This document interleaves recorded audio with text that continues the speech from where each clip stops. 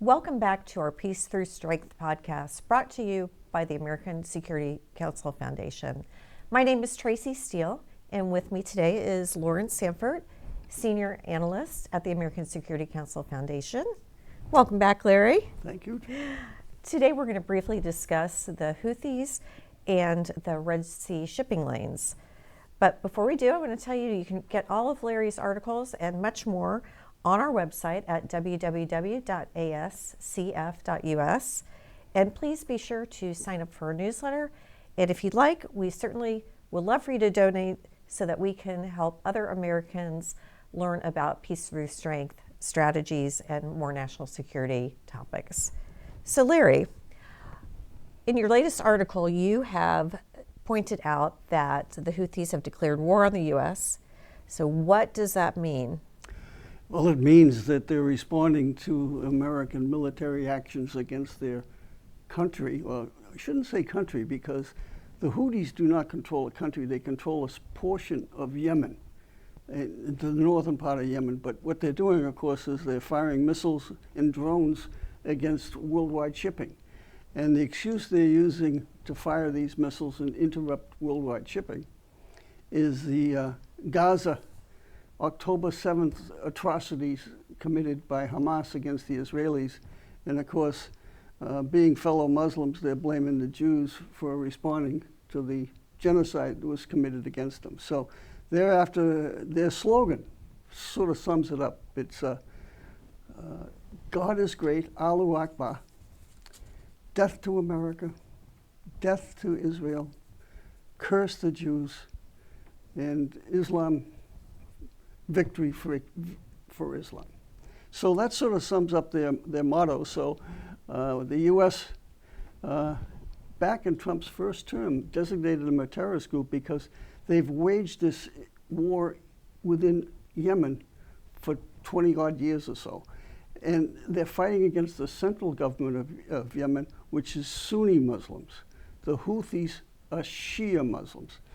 And the brief way to distinguish Shia from Sunni is the Shia is also in Iran, and they represent about 10% of the worldwide population of Muslims. But Shia Muslims believe that Islam should be headed by a blood descendant of Muhammad. The Sunnis, which represent 90% of the Muslims, Saudi Arabia being the leading place for the Mecca and the shrines, Sunnis believe that the community of Muslims should determine who the leader is. So there's other differences, of course.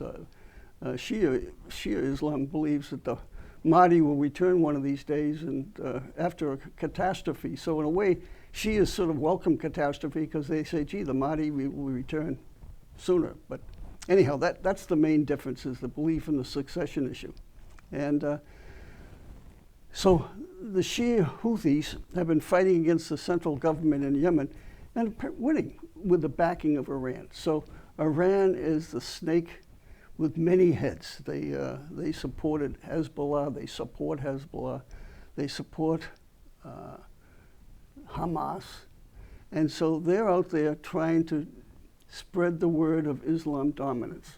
And the thing that amazes me about this whole conflict with the Houthis shooting missiles at worldwide shipping. China is one of the world's, if not the world's, biggest shipping organization. And they're not firing on the Chinese because they don't want to offend China.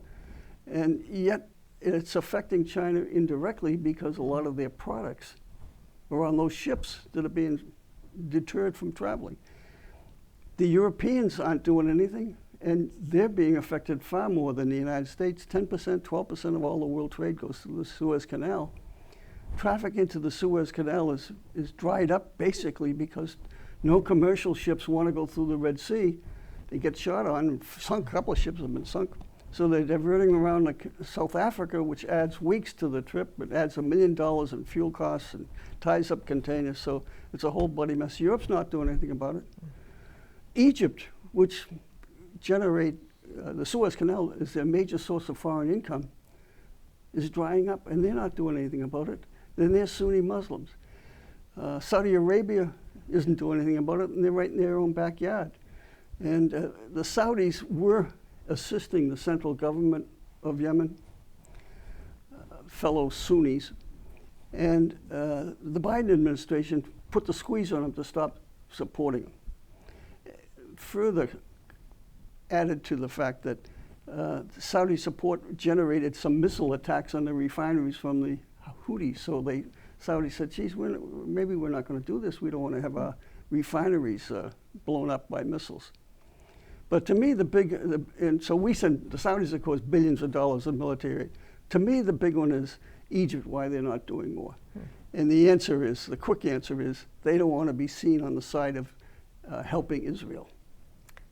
Very interesting. So anyways, so the U.S. is saying, hey, you know, the first war that America did after its independence back in 1775, it started in 1775, was with Muslims, the Barbary Coast, because they were interfering with American shipping, capturing Americans, making them slaves, and we the shores of Tripoli from the Marine Corps. So we went after the Muslim Barbary pirates in the Mediterranean, basically headquartered in Libya and Tunisia, and we made them stop doing that.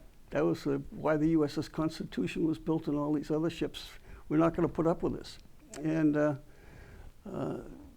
so there's a history of Islam saying that the infidels aren't worthy of us, and we can do what we want. So. Well, it sounds like this region has been a hotbed of, how do you say, conflict for forever. Yes. Do you expect the situation now to escalate? That's an excellent question, and my answer is all depends. And I'm not a lawyer. That's a typical lawyer answer. It depends. But it depends upon what Iran does. And Iran is saying we should stop the fighting. We don't have anything to do with the Houthis. It's not our problem. But the fact is that Iran supplies the Houthis with the missiles and the know-how. So if Iran chooses to sort of tell the Houthis to quiet down, then they will. They both deny that. But this air bombing campaign, to me, is a waste of time.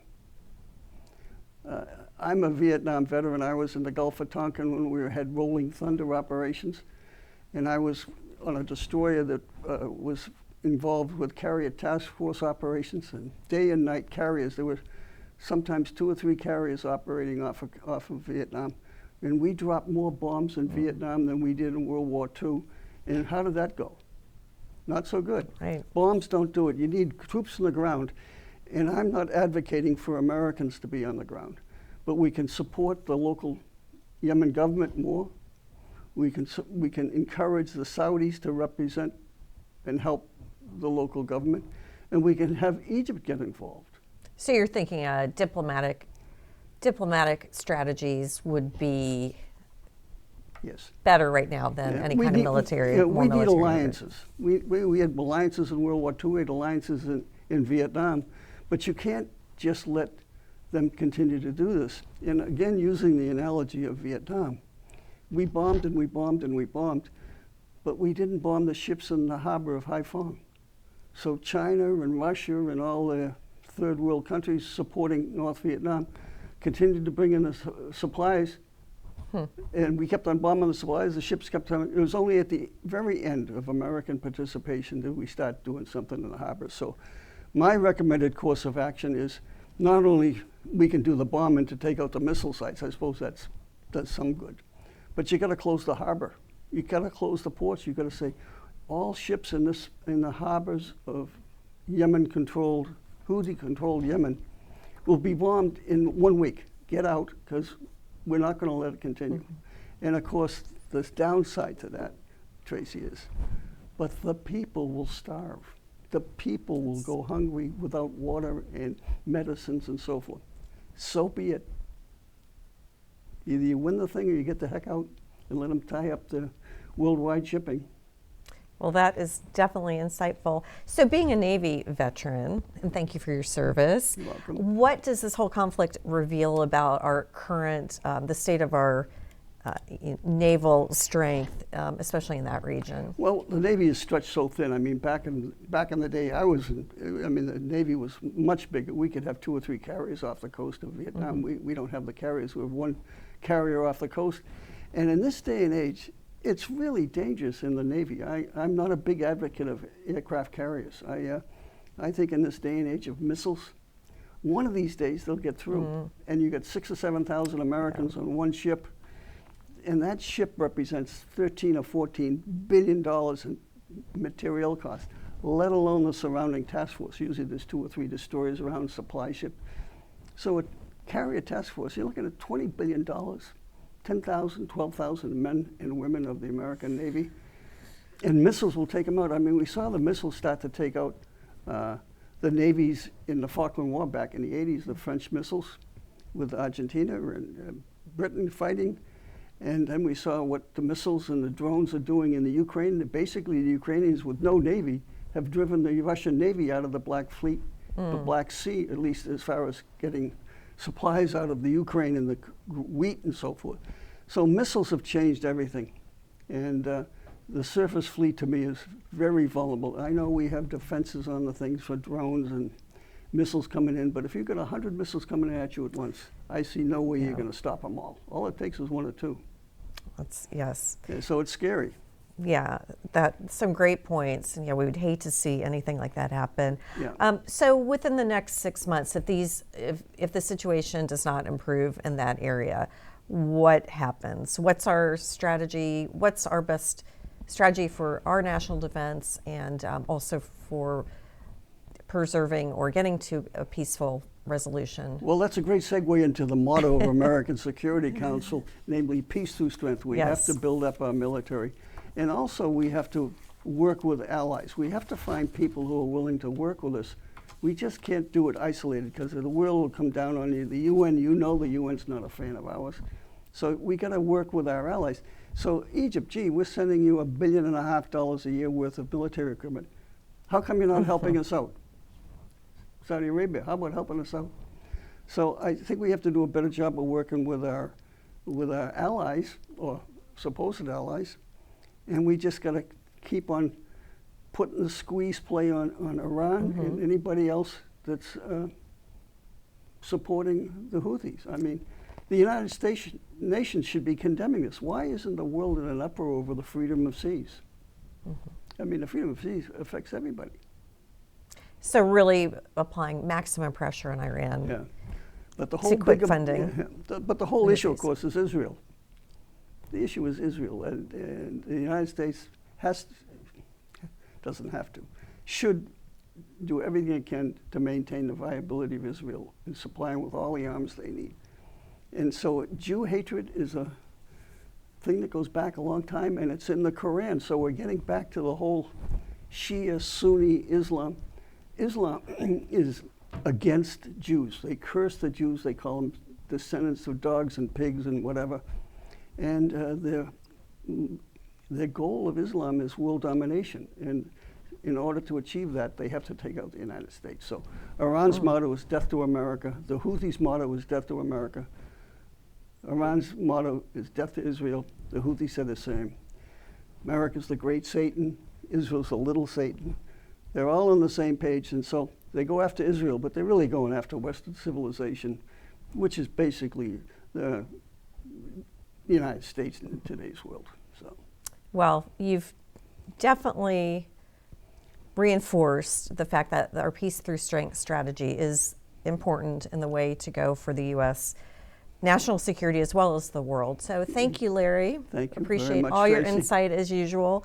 And please share your thoughts with us on this situation, and also subscribe, comment, and share our YouTube and Rumble channels. And you can also follow us on Facebook, Twitter, and Substack. And thanks again for joining us on our Peace Through Strength podcast.